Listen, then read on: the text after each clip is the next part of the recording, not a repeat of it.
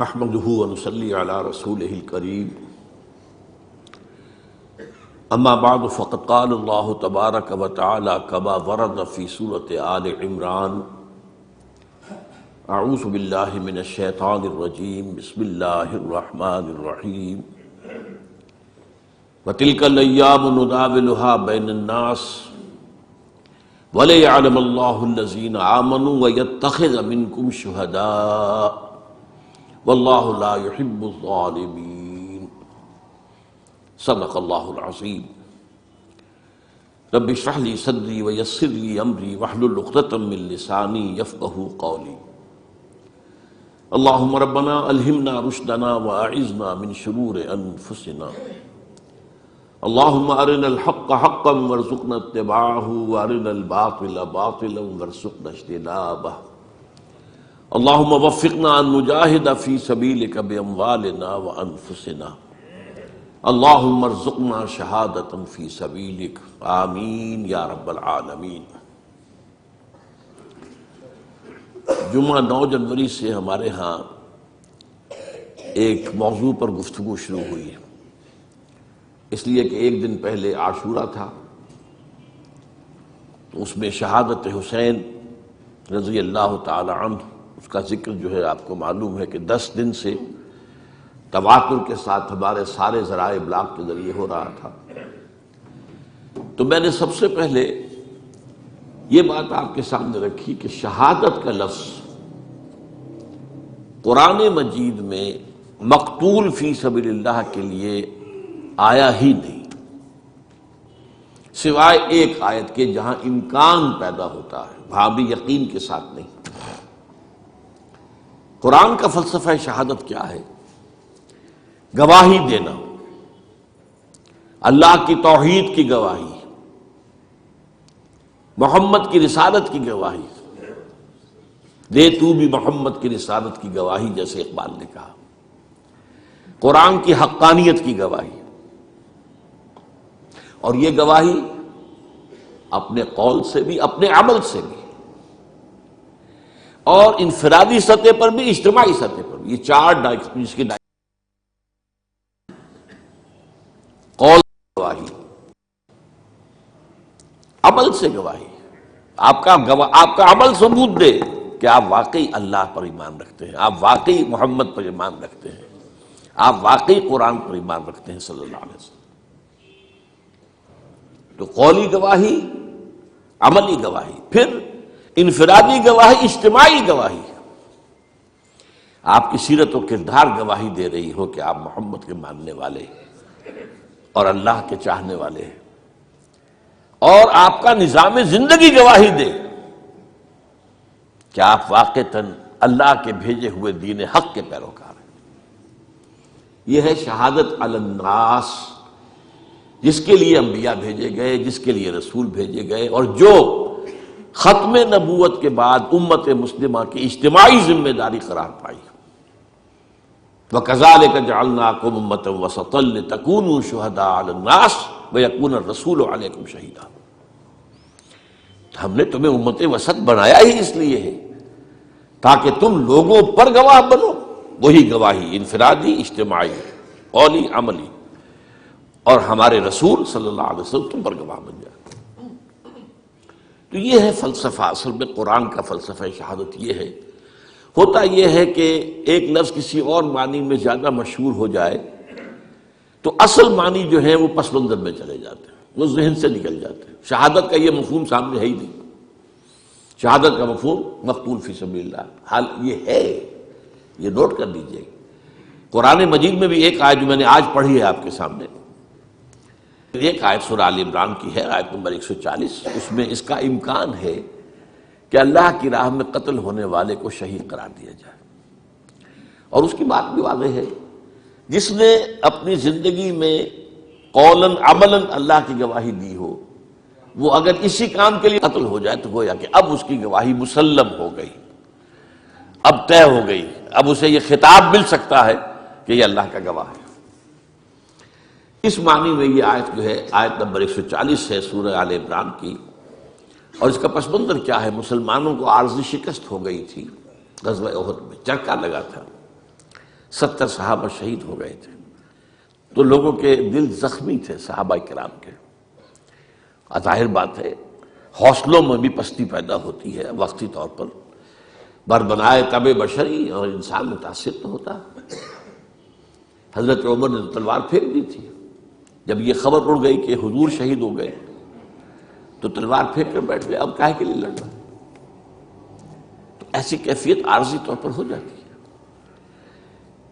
اس میں فرمایا گیا ہے کہ گھبراؤ نہیں، یہ تو دن ہیں جنہیں ہم الٹ کے پھرتے رہتے ہیں، اوپر نیچے سی سو ہوتا رہتا ہے، اوپر نیچے اوپر نیچے، تلک الایام نداولها بین الناس، اور اسی سے ہم آزمائش کرتے ہیں تاکہ ہم دیکھ لیں کہ کون ہے واقعتاً جو ایمان والے ہیں، جو نامساعد حالات میں بھی ڈٹے رہتے ہیں، کھڑے رہتے ہیں، جمے رہتے ہیں، اور اللہ تم میں سے کچھ کو اپنا گواہ بھی بنا لے۔ یہاں اس گواہی کے معنی اللہ کی راہ میں قتل ہو جانے کے لیے جا سکتے ہیں۔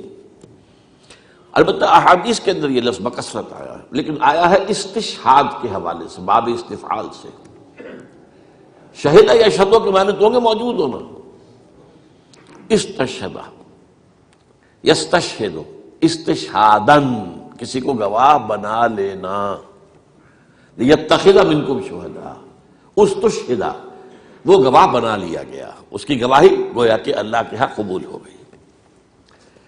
پھر ہم نے اس دوسری قسم کی جو شہادت ہے اس کے ضمن میں خلفائے ثلاثہ کی شہادت کا ذکر کیا تھا،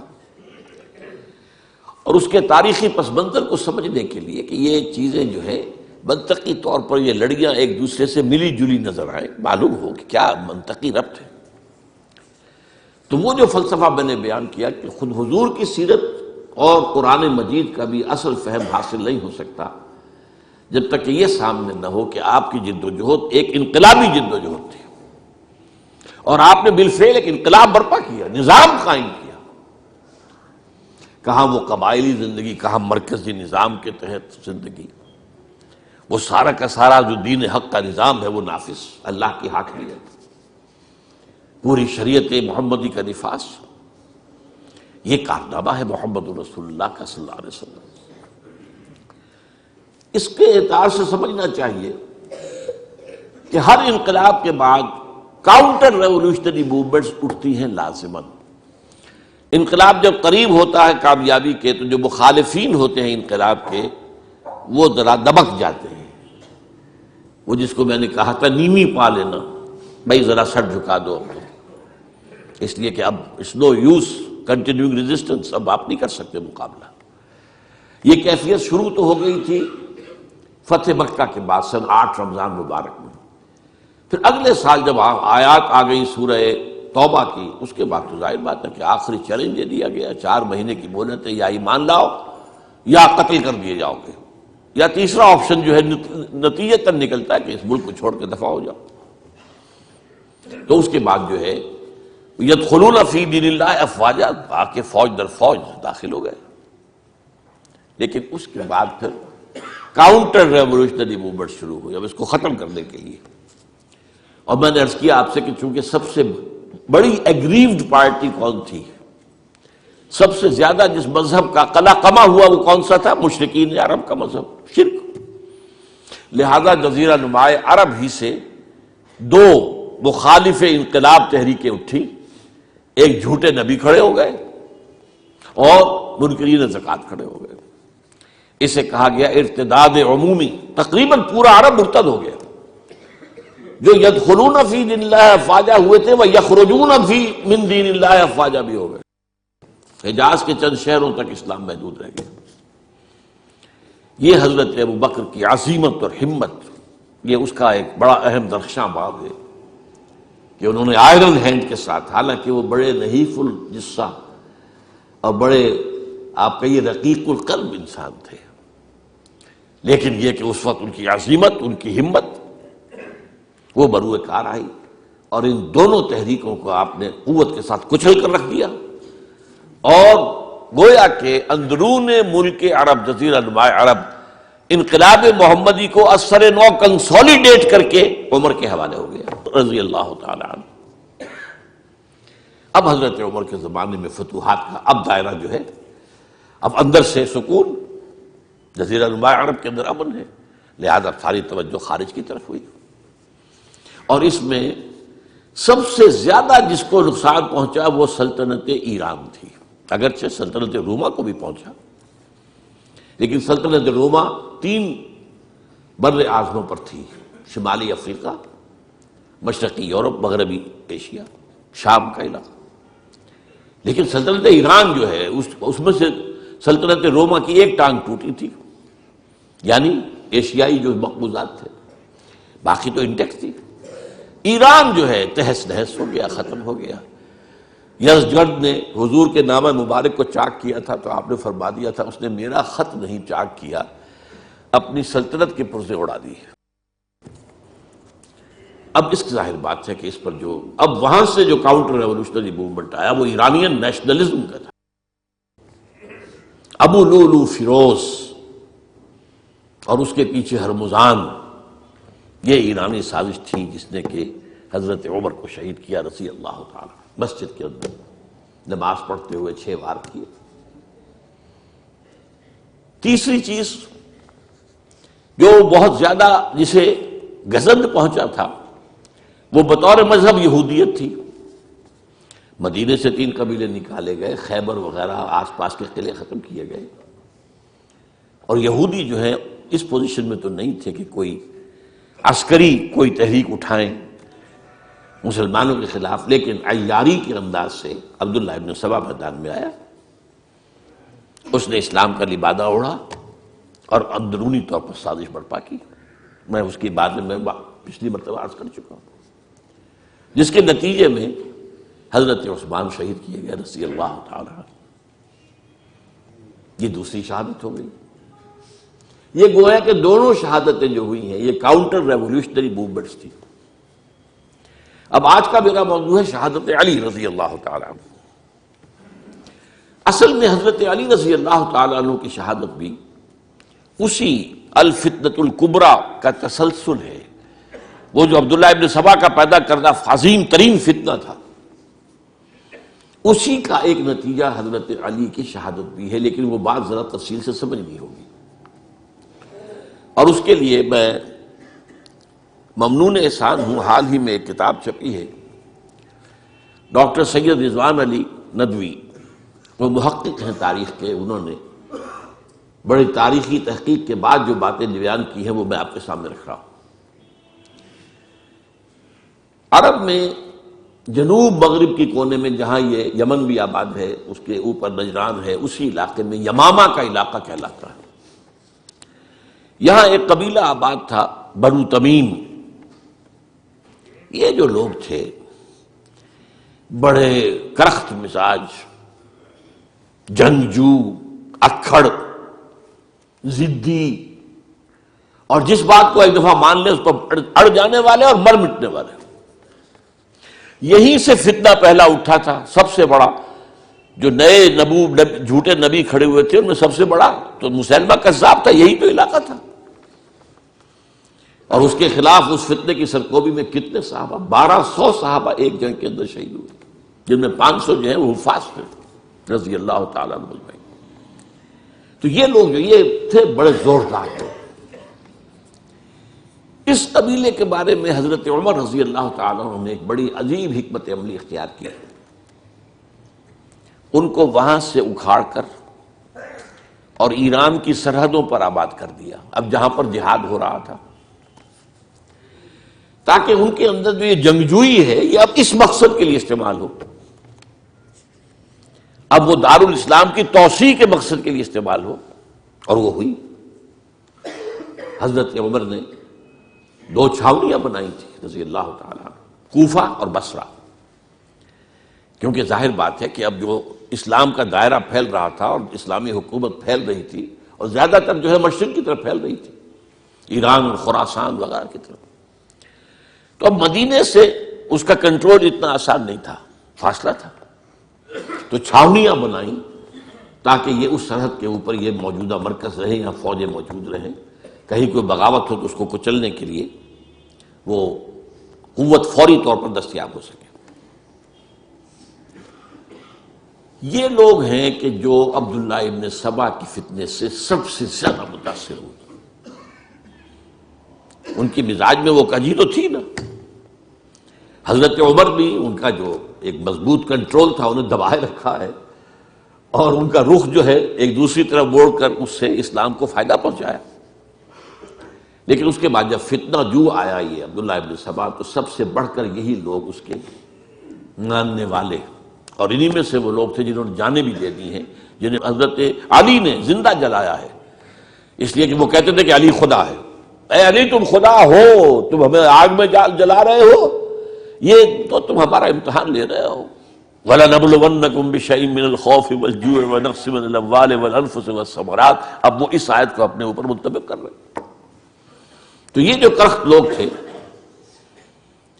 انہوں نے در حقیقت جو ہے عبداللہ ابن سبا کے کردار میں سب سے بڑا رول پلے کیا، اور انہی کے ہاتھوں حضرت عثمان شہید ہوئے رضی اللہ تعالی.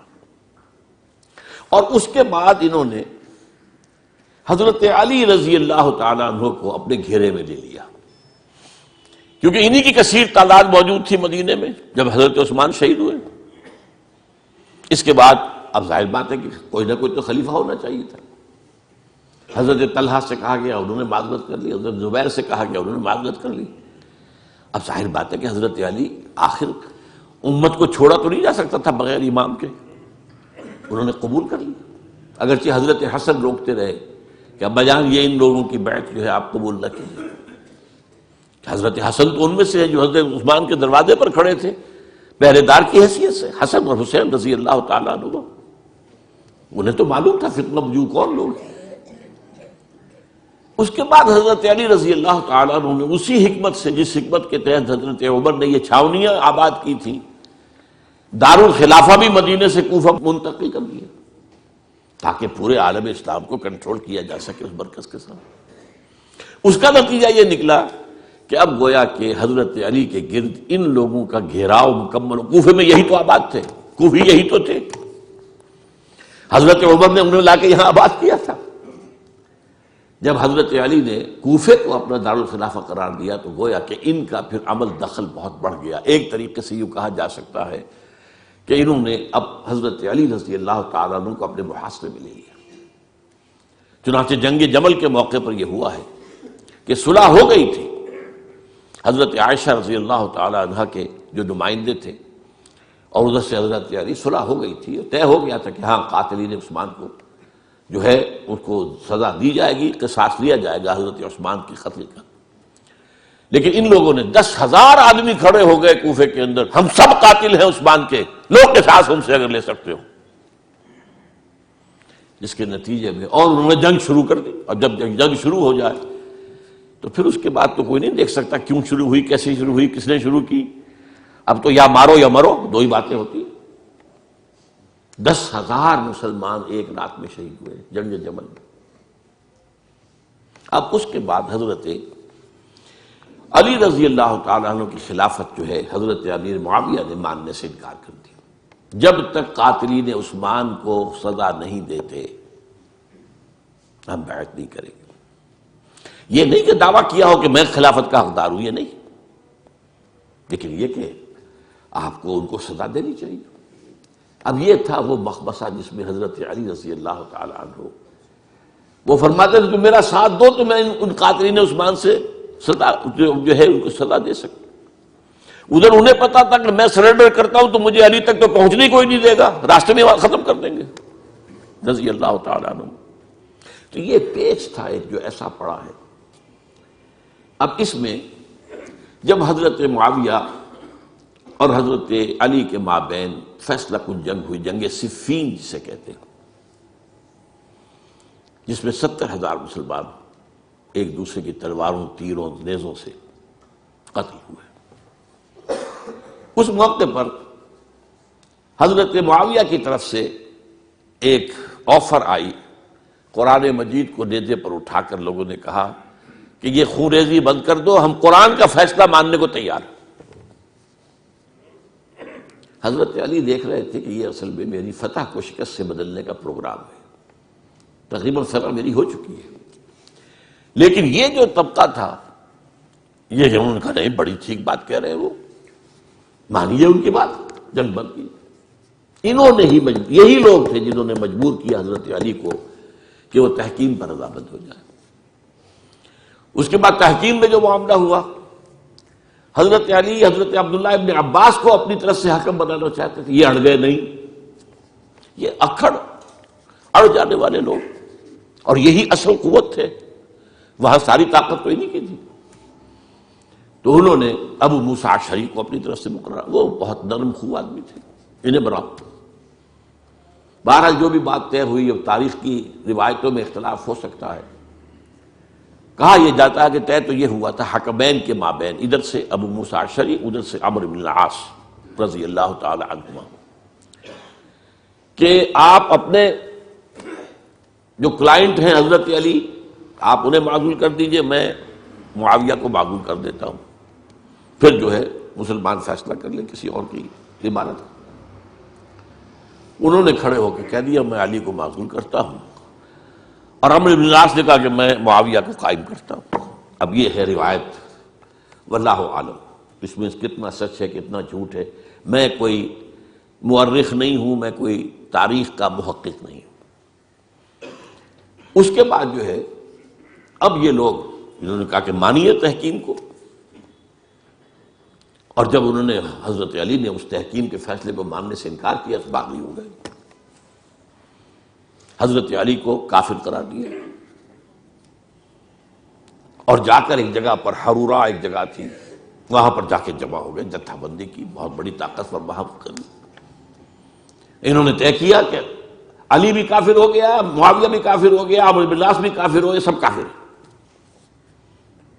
حضرت علی کی طرف سے ایک گئے سفیر ان سے بات کرنے کے لیے، تو انہوں نے کہا تم ہی نے تو کہا تھا کہ تحکیم کو تسلیم کرو، کہ ہاں ہم نے گناہ کیا تھا، کفر کیا تھا، ہم توبہ کی ہم نے، اگر علی بھی مان لے کہ میں نے مان کر کفر کیا تھا اب میں توبہ کرتا ہوں تو ہم ان کی بات مان لیں گے۔ اب حضرت علی اس طرح کا جھوٹ کیسے بولتے ہیں، انہوں نے تو کوئی کفر نہیں کیا تھا۔ بہرحال انہوں نے پھر بھی نرمی برتی کہ دیکھو اگر تم کوئی خونریزی نہیں کرو گے، فساد نہیں مچاؤ گے تو میں تمہیں کچھ نہیں کہوں گا، لیکن وہ اپنی ان شرارتوں سے بعد نہیں آئے۔ تو پھر تیسری جو بڑی جنگ ہوئی ہے ان جنگوں میں، جنگ نہروان کہلاتی ہے، حضرت علی کی جنگ خوارج کے ساتھ، جس میں 4000 خارجی جو ہے وہ قتل ہوئے۔ اور یہ بات اب آپ نوٹ کر لیجئے کہ یہ لوگ جیسا کہ اکھڑ بھی تھے لیکن اپنی بات پر ڈٹ جانے والے تھے، لیکن ساتھ ہی دیندار بھی تھے، نمازی اور روزے دار بھی تھے۔ یہ اس طرح کے لوگ نہیں تھے کہ جو فاسق اور فاجر ہو، بس یہ مزاج کا ایک ہے، جس بات جو بات دل میں بیٹھ گئی اڑ گئے۔ تو یہ اصل میں انہوں نے پھر فیصلہ کیا کہ اور تو ہمارے بس میں اب کچھ نہیں ہے، ان تینوں کو قتل کر دیا جائے، علی کو بھی اور معاویہ کو بھی اور عمرو بن العاص کو بھی۔ تو ایک جگہ ان کی سازش ہوئی، 3 آدمی معین ہو گئے، ایک ہی وقت کا طے فیصلہ ہو گیا، فلاں تاریخ کو فجر کے وقت تم جاؤ، وہ تم کوفے کی جامع مسجد میں، جب علی نماز جماعت کرا رہے ہو خنجر مارو انہیں۔ اور یہ اس کا نام ابن ملجم تھا، خارجی، یہ وہی لوگ بنو تمیم کے لوگ۔ دوسرا جو تھا وہ دمشق میں حضرت معاویہ کو قتل کرنے شہید کرنے کے لیے پہنچ گیا۔ تیسرا مصر پہنچ گیا حضرت عمرو بن العاص کو۔ اب یہ بات اللہ کی طرف سے ہے، یہ تو اس کی مشیت ہے، اس کا فیصلہ ہے۔ حضرت علی پر وار کارگر ہوا، آپ شہید ہو گئے۔ حضرت معاویہ پر وہ وار ذرا اوچھا پڑا، زخمی تو ہوئے لیکن آپ کی جان بچ گئی۔ عمرو بن العاص اس روز مسجد میں کسی معذوری کی وجہ سے، عذر کی وجہ سے فجر میں آئی نہیں سکی، لہذا حضرت علی کی شہادت ہو گئی۔ اب یہ ہے اصل پس منظر، کن لوگوں نے کیا شہید، اصل میں وہ سمجھ لینے کی بات ہے، یہ خوارج نے شہید کیا۔ لیکن خوارج کا فتنہ سبائی فتنے ہی کا آف شوٹ ہے، اسی کے ذیل میں ہے، اسی کی ایک شاخ ہے، اسی کا ایک نتیجہ ہے۔ یہ خوارج جو ہے بعد میں بھی ان کی مسلسل جو ہے وہ جنگیں رہی ہیں۔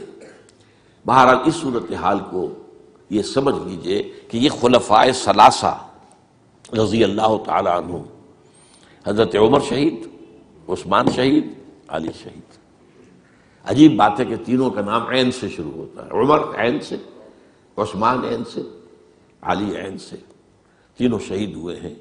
لیکن یہ کہ یہ ہے تاریخی پس منظر۔ اب اس کے بعد میں صرف آپ کو چند اشارے دوں گا، میں نہیں چاہتا کہ اس سے آگے کوئی تفصیل سے گفتگو ہو۔ حضرت علی کی شہادت کے بعد لوگوں نے، جبکہ ابھی حضرت علی زخمی تھے، انتقال نہیں ہوا تھا، آپ سے پوچھا کہ ہم حسن کے ہاتھ پر بیعت کر لیں رضی اللہ تعالیٰ۔ آپ نے فرمایا نہ میں تمہیں اس کا حکم دیتا ہوں اور نہ روکتا ہوں، یہ تمہارا معاملہ ہے، امر المسلمین ہے، مسلمان فیصلہ کر لیں جس کو چاہیں۔ چنانچہ حضرت حسن رضی اللہ تعالیٰ عنہ کے ہاتھ پر بیعت ہو گئی۔ اب معاملہ ٹھہرا حضرت حسن اور حضرت معاویہ کے مابین۔ 6 ماہ خلافت رہی ہے حضرت حسن کی رضی اللہ تعالیٰ عنہ، اور میں انہیں 5واں خلیفہ راشد مانتا ہوں۔ ابو بکر، عمر، عثمان، علی، حسن، انہوں نے کوئی اپنی قوت سے خلافت حاصل نہیں کی تھی، بلکہ مسلمانوں نے انہیں خلیفہ بنایا تھا۔ لیکن یہ اس قدر صلح جو انسان تھے، بہت نرم طبیعت کے انسان، جب انہوں نے دیکھا کہ یہ تو پھر خوریزی کا معاملہ ہو رہا ہے۔ ابھی معاویہ کے پاس 40,000 کا لشکر تھا، ان کے پاس بھی بڑا لشکر موجود تھا، بلکہ 40,000 ان کے پاس تھا، حضرت معاویہ کے پاس اس سے بڑا تھا۔ انہوں نے صلح کر لی حضرت معاویہ سے رضی اللہ تعالیٰ، اور وہ حدیث ان کے حق میں جو ہے پیشن گوئی تھی وہ پوری ہو گئی کہ حضور نے فرمایا تھا میرا یہ بیٹا مسلمانوں کے 2 گروہوں کے مابین صلح کرائے گا۔ یہ سن 41 ہجری کا واقعہ ہے جب صلح ہو گئی اور حضرت حسن دستبردار ہو گئے اور امیر معاویہ کو اب خلیفہ تسلیم کر لیا گیا۔ اس کو عام الجماع کہتے ہیں، یعنی وہ انتشار اور تفرقہ جو سبائی فتنے سے شروع ہوا تھا، اگرچہ اس کا نقطہ آغاز تو بالفعل بنا شہادت عثمان، پھر وہ جنگ جمل اور جنگ صفین اور جنگ نہروان، اور اس کا ایک نتیجہ جو نکلا وہ کیا تھا کہ اسلامی حکومت کی حدود کی جو توسیع ہو رہی تھی وہ عمل رک گیا۔ وہ تو خلفائے ثلاثہ، اب یہ ثلاثہ میں گن رہا ہوں، حضرت ابوبکر، حضرت عمر، حضرت عثمان، ان کے دور میں ساری توسیع ہوئی، فتوحات ہوئی۔ حضرت علی کا دور جو ہے سارا خانہ جنگی کی نظر ہو گیا۔ وہ خلیفہ راشد ہیں، اس میں کوئی شک نہیں ہے، بہت عظیم شخصیت ہے، ہمارے نزدیک صحابہ کرام میں سوائے 3 کے سب سے بڑھ کر ہیں، سب سے افضل ہیں۔ ہاں ابو بکر، عمر، عثمان ان سے افضل ہیں ہمارے نزدیک۔ خلافت جو ہے خلفاء کے مابین ترتیب فضیلت جو ہے وہ ترتیب خلافت کے مطابق اہل سنت کے نزدیک، لیکن باقی ہزاروں صحابہ میں تو سب سے اونچے ہیں۔ اس حوالے سے حضرت علی کا کوئی قصور نہیں ہے رضی اللہ تعالیٰ، ان کی کوئی کوتاہی نہیں ہے، انہیں خلافت ملی ہی ایسے پرفتن دور میں ہے۔ اگر کہنا جو ہے اگرچہ روکا گیا ہے کہ یہ کلمہ لو مت استعمال کیا کرو، اگر یوں ہوتا تو یوں ہو جاتا، لیکن یہ کہ بہرحال ہمارا سوچنے کا ایک انداز ہے، اگر حضرت علی کو اول دور میں خلافت ملی ہوتی تو ان کے کچھ اور نتائج اور ہوتے۔ اب یہ پرفتن دور کے اندر خلافت ملی، خانہ جنگی ہو رہی، اور جو حالات میں نے آپ کو بتائے ہیں، ظاہر بات ہے کہ وہ دور جتنا نہ ذرائع آمد و رفت ایسے تھے، نہ ذرائع مواصلات ایسے تھے، نہ کمیونیکیشنز ایسی تھیں، وہ تو یوں سمجھیے کہ دارالخلافہ کے اندر کے حالات جو ہیں بس وہیں پر فیصلہ ہو رہا تھا، یا پہلے مدینے میں ہوا، حضرت عثمان شہید ہوئے، اور یا پھر کوفے میں ہو گیا۔ وہ تو اصل جو بھی طاقت اس مرکز کے اندر جس کے پاس طاقت تھی اسی نے جو بھی اپنا فیصلہ ہے وہ منگا لیا۔ بہرحال یہ جو حضرت حسن نے مصالحت کی ہے، جس کی بنا پر ہم تو انہیں سلام کرتے ہیں، ان کا احترام کرتے ہیں، انہوں نے خانہ جنگی ختم کی، فساد جو ہے اس کی جڑ کاٹ دی، تعامل جماعت ہو گیا، اب امن ہو گیا۔ اور نوٹ کیجئے اس کے بعد 20 برس تک امیر معاویہ کی حکومت رہی ہے، 20 برس، اور کامل امن رہا ہے۔ اس میں یہ بھی ہے کہ ان کے تدبر کو بھی دخل حاصل تھا، یہ بھی ہے کہ انہوں نے کچھ طاقت کا استعمال بھی کیا، یہ بھی ہے کہ انہوں نے دل جوئیاں بھی کی لوگوں کی، لوگوں کو جس کو ہم کہتے ہیں مؤلفۃ القلوب، جو زکوٰۃ کے مسائل میں شامل ہے، کچھ لوگوں کی کوشش کے شر سے اس کو روکنے کے لیے ان کو جو ہے کچھ زکوٰۃ میں سے پیسہ دیا جائے وغیرہ وغیرہ، مؤلفۃ القلوب، تالیف قلب کے لیے۔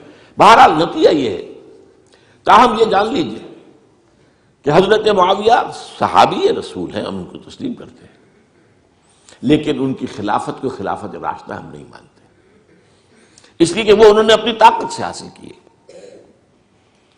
میں نے اسی لیے کہا حضرت حسن رضی اللہ تعالیٰ عنہ کی خلافت خلافت راشدہ ہے، لیکن حضرت معاویہ کی خلافت خلافت راشدہ، اگرچہ اس میں عمل رہا، اور وہ جو عمل رک گیا تھا، وہ جو مزید توسیع دارالاسلام کی، وہ دوبارہ شروع ہو گیا، خراسان کی طرف پیش قدمی شروع ہو گئی، ادھر پہلا بحری بیڑا بنایا حضرت معاویہ نے رضی اللہ تعالیٰ عنہ، اور یہ بحیرہ روم کے بعد جزائر کو فتح بھی کیا۔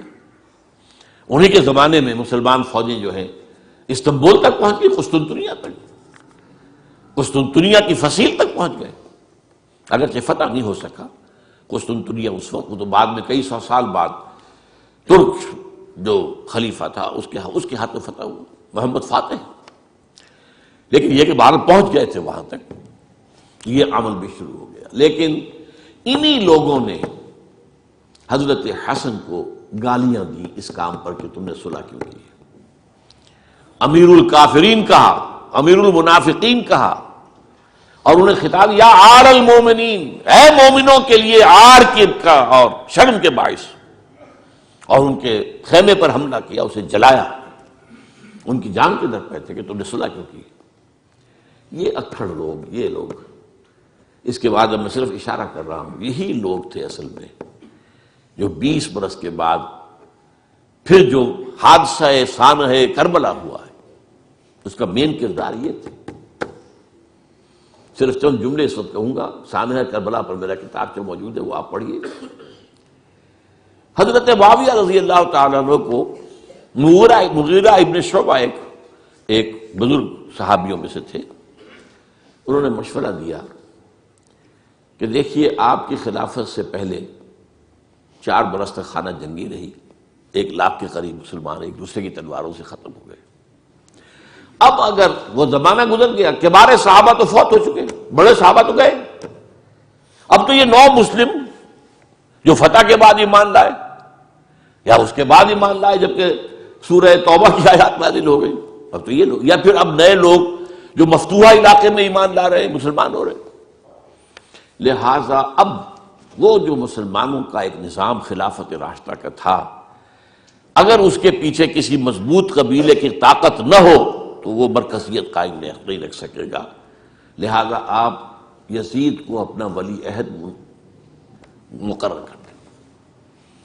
حضرت معاویہ کچھ رہے متردد، لیکن بعد میں ان کی سمجھ میں یہ بات آ گئی۔ یہاں یہ نوٹ کر لیجئے کہ میں یا آپ حضرت معاویہ کے فیصلے سے اختلاف کر سکتے ہیں، ان کی نیت پر حملہ نہیں کر سکتے، وہ صحابی ہیں، الصحابۃ کلھم عدول، ان کی نیت یہی تھی، مسئلہ سمجھی اس میں کہ وہی امن جو ہے وہ برقرار رہے۔ اس وقت جو ہے کچھ تھے ہمارے جو اس وقت اگرچہ وہ صغار صحابہ میں شمار ہوتے تھے، لیکن اب وہ کبار تھے، وہ کھڑے ہو گئے کہ آپ یہ کام غلط کر رہے ہیں، یہ قیصریت اور کسرویت جو ہے اس کا آغاز کر رہے ہیں۔ اور یہ کون لوگ تھے؟ اب دیکھیے ترتیب، ابو بکر کے بیٹے عبد الرحمن، عمر کے بیٹے عبداللہ ابن عمر، عباس کے بیٹے عبداللہ ابن عباس، زبیر کے بیٹے عبداللہ ابن زبیر، علی کے بیٹے حضرت حسین۔ حضرت حسن فوت ہو چکے تھے کیونکہ یہ عین وسط میں ہوا واقعہ، 20 سال کے درمیان 10 سال حضرت معاویہ کی حکومت کو شروع ہوئے 10 سال ہو چکے تھے۔ میری جو تحقیق ہے یا مطالعہ اس کے مطابق تو یہ ہے کہ حضرت عثمان نے مصلحت سے، حضرت معاویہ نے مصلحت سے کام لیا اور ان پر جبر نہیں کیا، لیکن انہی ندوی صاحب نے کچھ لکھا ہے کہ بالجبر بھی ان سے بیعت لے لی، بیعت ولی عہدی، مجھے اس سے اختلاف ہے۔ یہ حضرات ایسے نہیں تھے کہ جو بالجبر بیعت کرنے والے ہوں، میں اس کو ماننے کو تیار نہیں ہوں۔ بہرحال یہ میرے نزدیک حضرت معاویہ نے جبر نہیں کیا، زبردستی نہیں کی، لیکن جب حضرت معاویہ کا انتقال ہو گیا، اب جو ہے معاملہ یہ پیدا ہو گیا کہ اب بیعت کریں نہ کریں تو پھر جو ہے باغی شمار ہوگی۔ عبد الرحمن ابن ابو بکر رضی اللہ تعالی عنہما وہ فوت ہو چکے تھے، اب 4 رہ گئے تھے، عبداللہ ابن عمر، عبداللہ ابن عباس، یہ دونوں تھے جو عمر میں بڑے تھے، عبداللہ ابن زبیر اور حسین ابن علی رضی اللہ تعالی عنہ۔ ان چاروں نے کہا کہ کام غلط ہوا ہے یہ، لیکن اس کے بعد ایک تفریق ہو گئی۔ یہ جو دونوں بزرگ تر تھے، حضرت عبداللہ ابن عمر، عبداللہ ابن عباس، ان دونوں نے کہا کام تو غلط ہے لیکن ایسا نہیں ہے جس کی بنا پر خونریزی کرائی جائے، مسلمانوں کا خون بہے، بغاوت کی جائے، ایسا نہیں۔ مطلب یہ کہ اس کے اندر مصلحت کا تقاضا یہ ہے کہ اس وقت جو ہے اس کو تسلیم کر دیا جائے۔ لیکن یہ جو دو نوجوان تھے، ان کے اندر، نوجوان نہیں کہ وہ جوان تھے ماشاءاللہ، لیکن یہ کہ جوش زیادہ تھا، یہ اڑ گئے کہ نہیں ہم اس غلطی کو اب نہیں چلنے دیں گے۔ حضرت عبداللہ ابن زبیر اور حسین ابن علی رضی اللہ تعالیٰ عنہ۔ اب دیکھیے اصل فیصلہ کن بات کیا ہوئی، ان دونوں حضرات میں ایک اختلاف ہو گیا۔ حضرت عبداللہ ابن زبیر کا کہنا یہ تھا کہ یہی مقیم رہی ہے مکے میں، اور یہیں سے جو ریزسٹنس موومنٹ ہے وہ شروع کی جائے بنو امیہ کی حکومت کے خلاف۔ ادھر سے کوفیوں کے خطوط چلے آ رہے تھے حضرت حسین کو رضی اللہ تعالیٰ عنہ، آپ آئیے ہم آپ سے بیعت کریں گے۔